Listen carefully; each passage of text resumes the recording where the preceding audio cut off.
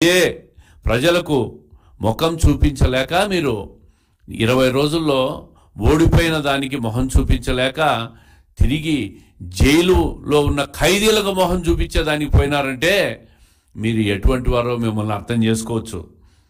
ఈరోజు ఫియర్ సైకోసిస్ సృష్టించినారని చెప్పి మీరు మాట్లాడుతున్నారు. ఫియర్ సైకోసిస్ సృష్టించింది జగన్మోహన్ రెడ్డి గారు. మీరు ముఖ్యమంత్రిగా ఉన్న సమయంలో ఆంధ్రప్రదేశ్ రాష్ట్రంలో ప్రజలను ఒక ఫియర్ సైకోసిస్లో ఉంచినావు.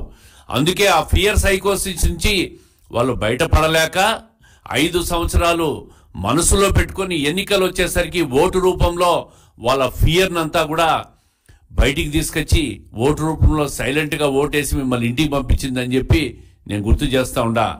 మీరు మీలాగా ఎక్కడా కూడా అరాచకం అవినీతి తెలుగుదేశం ప్రభుత్వంలో జరగలే. 20 రోజులు కాకముందే హామీలన్నీ అమలు చేయమని అడుగుతున్నారు మీరు.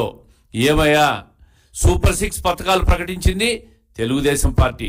మీలాగా హామీలు ఇచ్చామని చెప్పి 99% అమలు చేశామని చెప్పి ఊరూరా మీరు మీ మంత్రులు మీ ఎమ్మెల్యేలు డంకా బైరాయించారే. ప్రజలు నమ్మింటే మీకు మళ్ళీ ఓట్లేసే వాళ్ళే కదా. మీరు ప్రజలకు మంచి చేసింటే, న్యాయం చేసింటే, ప్రజలకు సంక్షేమం అందించింటే, రాష్ట్రానికి అభివృద్ధి చేసింటే మీకు కూడా ఓట్లేసేవాళ్ళు. అవన్నీ చేయలేదనే కదా మిమ్మల్ని ఇంటికి పంపించారు. రాష్ట్రాన్ని ఆర్థికంగా ధ్వంసం చేశారు, అరాచకం సృష్టించారు, ప్రజలను భయభ్రాంతులు గురి చేశారు మీరు. ఈరోజు సూపర్ 6 పథకాల్లో ముఖ్యమంత్రి అయిన 20 రోజుల్లో 18 రోజుల్లో పేద ప్రజలకు 4,000 రూపాయలు, 3,000 నుంచి 4,000 రూపాయలు పెన్షన్ పెంచి, పాత బకాయిలు 3 నెలలు కూడా పెంచి 7,000 రూపాయలు ఇచ్చిన ప్రభుత్వం తెలుగుదేశం ప్రభుత్వం, మా నాయకుడు చంద్రబాబు నాయుడు గారు. మిగిలిన హామీలన్నీ కూడా ఖచ్చితంగా అమలు చేస్తాం, దీంట్లో రెండో అనుమానం లేదు. చంద్రబాబు నాయుడు గారు హామీ ఇచ్చారంటే అవి అమలైనట్టే. ఈ నెల రోజులు కాకముందే హామీలు అమలు చేయలేదని చెప్పి మీరు మాట్లాడుతూ ఉన్నారు.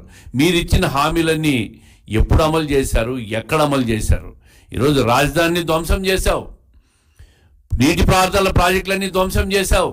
రైతులు బాధలు పడుతున్నారు, మహిళలు బాధలు పడుతున్నారు, వ్యాపారస్తులు బాధలు పడుతున్నారు, పిల్లలు బాధలు పడుతున్నారు. అన్ని వర్గాల వాళ్ళు మీ 5 సంవత్సరాల పాలనలో విధ్వంసానికి గురై ఆర్థికంగా నష్టపోయి భౌతికంగా హత్యలు కూడా చేశారు. అన్ని రకాలుగా నష్టపోయిన ప్రజలు ఆంధ్రప్రదేశ్ ప్రజలు.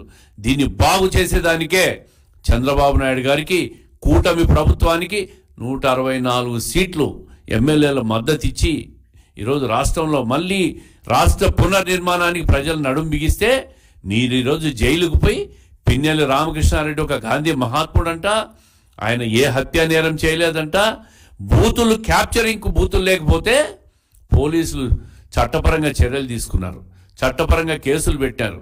ఎన్నికల కోడ్ అమల్లో ఉండగా కేసులు పెట్టారు. గుర్తుపెట్టుకోవాలి మీరు. చంద్రబాబు నాయుడు గారికి సంబంధం లేదది.